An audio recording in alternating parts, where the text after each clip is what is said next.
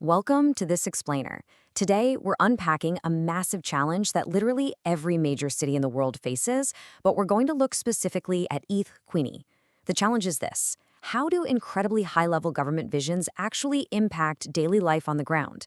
Because let's be honest, it's one thing to have a beautifully written policy document sitting in a provincial office, but it is an entirely different beast to ensure that policy practically translates into paving a road, creating a localized economy, or making a neighborhood safer.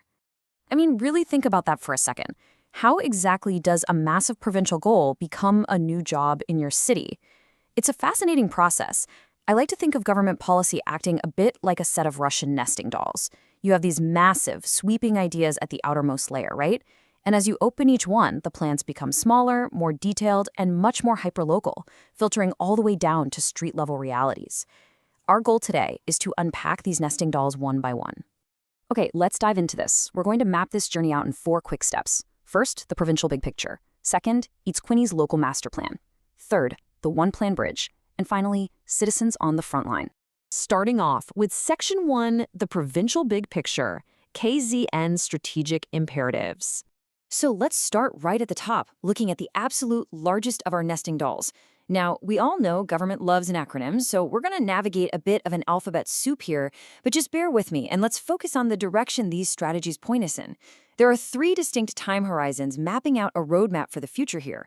By 2030, eThekwini has its own long-term development framework goal to be Africa's most caring and livable city. Fast forward to 2035, and the broader KZN provincial vision aims to be a gateway to Africa.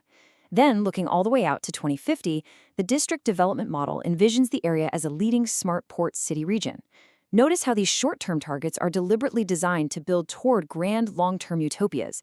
They're distinct, but they have to pull in the exact same direction. At the provincial level, everything is guided by the KZN Provincial Growth and Development Strategy, or PDGS.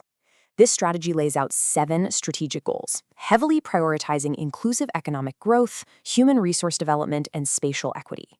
You can really think of these PDGS goals as the guiding stars for the entire province. And eThekwini doesn't just acknowledge these stars, it directly aligns its own local thematic areas, like creating sustainable livelihoods and a safer city, straight back to these provincial goals. And this brilliantly illustrates how that alignment actually works in practice.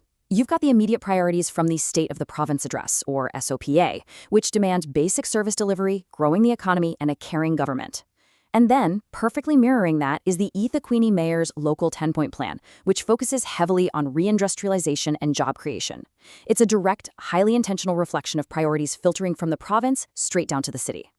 Moving right along to Section 2, eThekwini's Local Master Plan, operationalizing the vision. Taking a step down from the province, we zoom into the municipality to see exactly how eThekwini operationalizes those sweeping visions.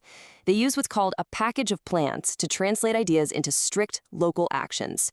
So let's untangle this web of delivery mechanisms.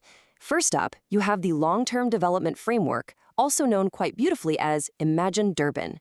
That handles the 20 to 50-year vision. Underneath that, acting as sort of the medium-term engine, is the 8-point plan. This is what ensures that every single municipal activity, whether it's environmental management or financial sustainability, is tightly coordinated to achieve the city's broader vision. But to really double down on economic recovery, we have to look at the mayor's 10-point plan. The action-oriented phrasing they use here is fantastic. It's not just about broad growth. It specifically targets economic recovery and reindustrialization. It prioritizes job creation through major catalytic projects. And get this, Step 3 is literally called radical budget reengineering. It's a surprisingly aggressive bureaucratic term, right? But it absolutely shows a commitment to completely overhauling financial structures just to make these plans a reality. Now, what's really fascinating here is the Spatial Development Framework, or SDF. You see, policies and budgets, well, they're pretty abstract concepts. The SDF takes those abstract ideas and literally puts them on the map. It dictates the spatial focus of the city, ensuring that as eThekwini builds and grows, it actually becomes a socially equitable, environmentally sustainable, and resilient place to live. So how does it physically do that? Well, by utilizing highly specific geographic tools. The plan enforces urban core densification, which basically means building upward and closer together in the city center rather than endlessly sprawling outward. It also relies heavily on urban development lines. These are literal lines drawn on a map that say, okay, we will not build past here. It's a vital mechanism to ensure the city grows efficiently without destroying its critical natural assets. Which brings us to Section 3, the One Plan Bridge, the District Development Model. So we've got the big provincial goals, and we've got the detailed municipal plans. But historically, a massive problem in government is that these different spheres operate like totally isolated islands. Enter the hero of our story, the One Plan Bridge, formerly called the District Development Model, or DDM. It serves as this critical integrative layer. Notice the deliberate repetition of action here. National, provincial, and local governments must jointly plan, jointly budget, and jointly execute. That repetition of jointly is entirely the point. This framework forces historically siloed spheres of government to sit at the exact same table and finally work together as a unified front.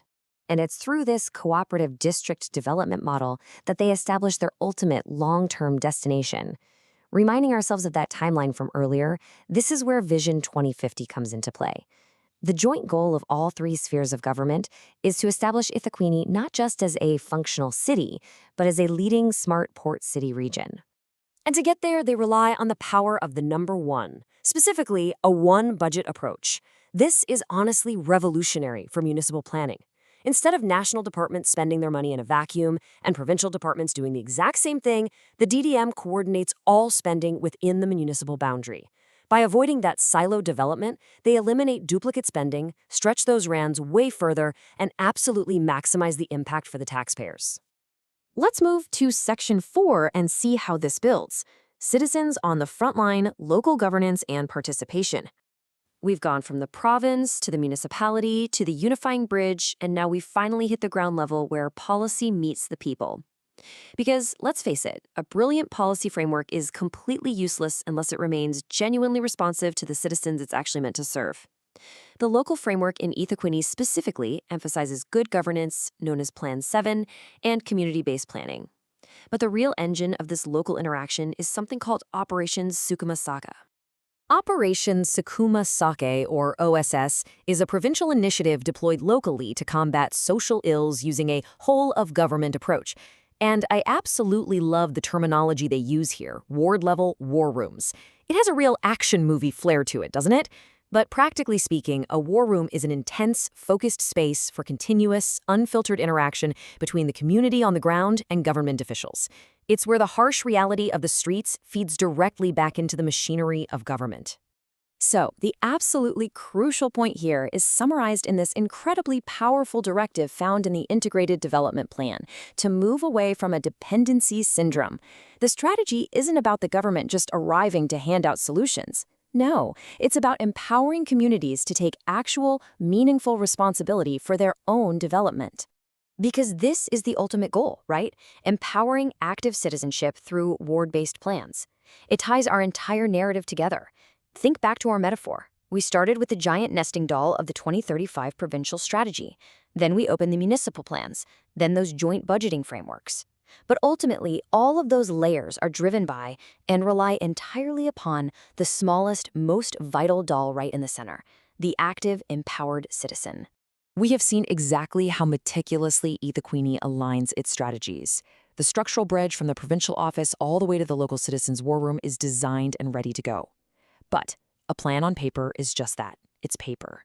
With all these plans fully aligned, what kind of massive coordinated action is it actually going to take from both officials and citizens alike to execute and achieve Vision 2050? It's a truly monumental task, and the real work begins right now. Thank you so much for joining me for this explainer. Keep asking questions and keep learning.